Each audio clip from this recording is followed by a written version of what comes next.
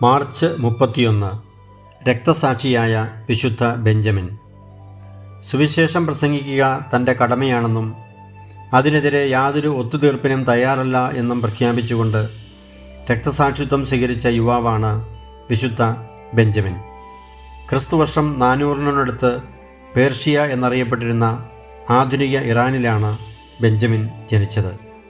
സാപ്പോർ 3-ാമൻ ചക്രവർത്തിയുടെ കാലത്ത് പേർഷ്യയിൽ ക്രിസ്ത്യാനികൾക്കെതിരെ ക്രൂരമായ മർദ്ദനമാണ് നടന്നത്. എന്നാൽ അദ്ദേഹത്തിൻ്റെ പുത്രൻ ഇസ്ദഗൽ ഭരണമേറ്റെടുത്തപ്പോൾ മതപീഡനം അവസാനിപ്പിച്ചു. 12 വർഷം ക്രിസ്ത്യാനികൾ സമാധാനം അനുഭവിച്ചു. എന്നാൽ ക്രിസ്തുവർഷം 420 ക്രിസ്ത്യൻ ബിഷപ്പായിരുന്ന അബ്ദാസിൻ്റെ വിവേകശൂന്യമായ തീഷ്ണതയാൽ ഈ സമാധാനം തകർന്നു. പേർഷ്യക്കാരുടെ മഹത്തായ അഗ്നിക്ഷേത്രം ബിഷപ്പ് കത്തിച്ചു കളഞ്ഞു. ക്ഷേത്രം പുനർനിർമ്മിച്ചില്ലെങ്കിൽ ക്രിസ്ത്യാനികളുടെ എല്ലാ പള്ളികളും നശിപ്പിക്കുമെന്ന് രാജാവ് ഭീഷണിപ്പെടുത്തി.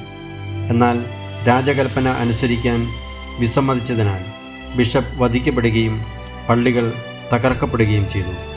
40 വർഷം നീണ്ടുനിന്ന മതപീഡനം അങ്ങനെ ആരംഭിച്ചു. 1 വർഷത്തിന് ശേഷം രാജാവ് മരിച്ചെങ്കിലും അദ്ദേഹത്തിൻ്റെ മകനും പിൻഗാമിയുമായ വരാനസ് ക്രിസ്ത്യാനികൾക്കെതിരായ ക്രൂരപീഡനം തുടർന്നു. അചഞ്ചലമായ വിശ്വാസവും സമർപ്പണവുമുള്ള സുവിശേഷ പ്രസംഗകനായിരുന്നു ബെഞ്ചമിൻ. ഈ പ്രതികൂല സാഹചര്യത്തിലും വിശ്വാസം ഉപേക്ഷിക്കാനും സുവിശേഷ പ്രസംഗം നിർത്താനും അവൻ വിസമ്മതിച്ചു. സുവിശേഷവുമായുള്ള തൻ്റെ യാത്ര അവൻ തുടർന്നു. അനേകർ അവനിലൂടെ ക്രിസ്ത്യാനികളായി.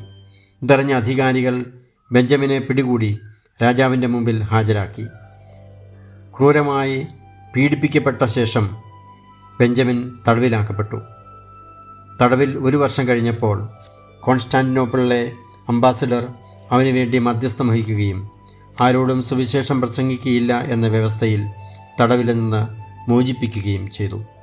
എന്നാൽ ബെഞ്ചമിൻ ഈ വ്യവസ്ഥയിൽ നിലനിന്നില്ല. ക്രിസ്തുവിനെ പ്രസംഗിക്കുന്നത് തൻ്റെ കടമയാണെന്നും തനിക്ക് നിശബ്ദനായിരിക്കാൻ കഴിയില്ലെന്നും ബെഞ്ചമിൻ പ്രഖ്യാപിച്ചു. കൂടുതൽ തീഷ്ണതയോടെ അവൻ സുവിശേഷ പ്രസംഗം തുടർന്നു.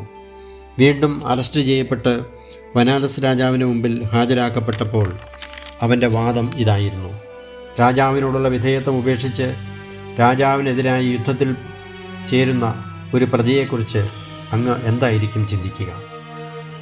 തൻ്റെ രാജാവായ ക്രിസ്തുവിനോടുള്ള വിധേയത്വം ഒരിക്കലും താൻ ഉപേക്ഷിക്കുകയില്ല എന്നാണ് ബെഞ്ചമിൻ പ്രഖ്യാപിച്ചത്.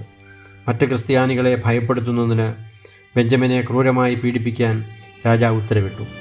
അവൻ്റെ നഖങ്ങൾക്കിടയിലും ശരീരത്തിൻ്റെ മറ്റ് പല ഭാഗങ്ങളിലും പല പ്രാവശ്യം മുള്ളുകൾ കുത്തിയിറക്കുകയും തിരിച്ചെടുക്കുകയും ചെയ്തുകൊണ്ടായിരുന്നു പീഡനം.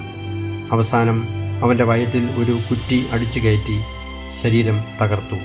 അങ്ങനെ ക്രിസ്തുവർഷം 424 ബെഞ്ചമിൻ രക്തസാക്ഷിയായി.